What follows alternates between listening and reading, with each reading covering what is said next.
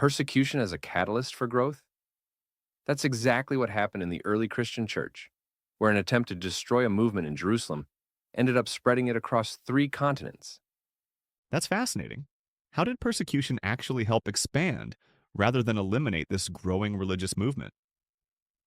Well, it all centers around this guy Saul, who later becomes Paul.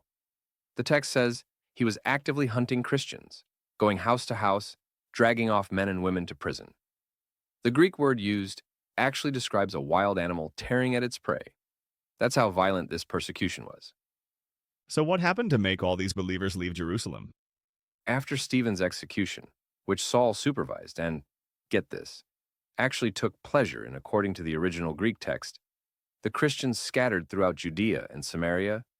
But here's where it gets interesting. This scattering actually fulfilled Jesus' earlier command to spread the message beyond Jerusalem. It's like the persecution inadvertently created a network of missionaries. Exactly. And one of these accidental missionaries was Philip, who goes from serving food to widows to leading this massive revival in Samaria. The text says he was performing miracles, healing people, casting out spirits, and the whole city was paying attention. That must have really gotten under the skin of Simon the magician, who had previously convinced everyone he had divine powers. Oh man, Simon is such a fascinating character study. He actually believes and gets baptized, but then tries to buy the spiritual power he sees Philip wielding. It's like he saw Christianity as just another form of magic he could add to his toolkit. The way Peter responds to that request is pretty intense. Basically tells Simon his money can perish with him. But here's where the story takes an unexpected turn. Philip suddenly gets directed by the Spirit to leave this successful ministry and go stand by a desert road. Like, who does that? Leave a thriving revival to go hang out in the desert? And that's where he meets the Ethiopian official, right? A high ranking African treasury official reading Isaiah in his chariot? Exactly. And not just any passage. He's reading Isaiah 53, one of the clearest prophecies about Jesus in the Old Testament. The timing is incredible. Philip explains how this prophecy points to Jesus, and boom, the Ethiopian official asks to be baptized right there. You know what's remarkable about this? The Ethiopian official would have been considered an outsider in multiple ways. He was a foreigner and a eunuch, which would have excluded him from full participation in Jewish worship.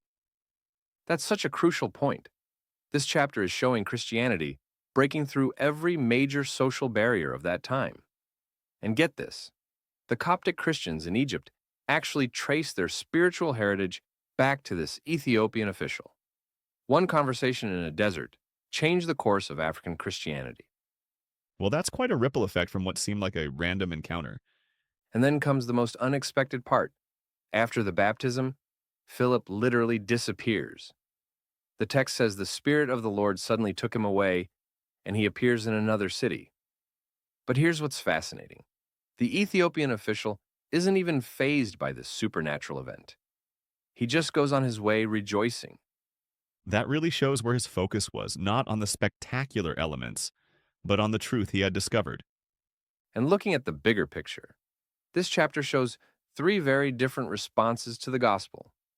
The Samaritans who respond en masse, Simon who responds superficially seeking power, and the Ethiopian who responds with genuine understanding and joy.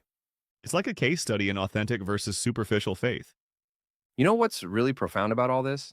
A movement that started with a small group in Jerusalem, through persecution and unexpected encounters, began transforming into this multi-ethnic, multicultural faith that would eventually spread across the world.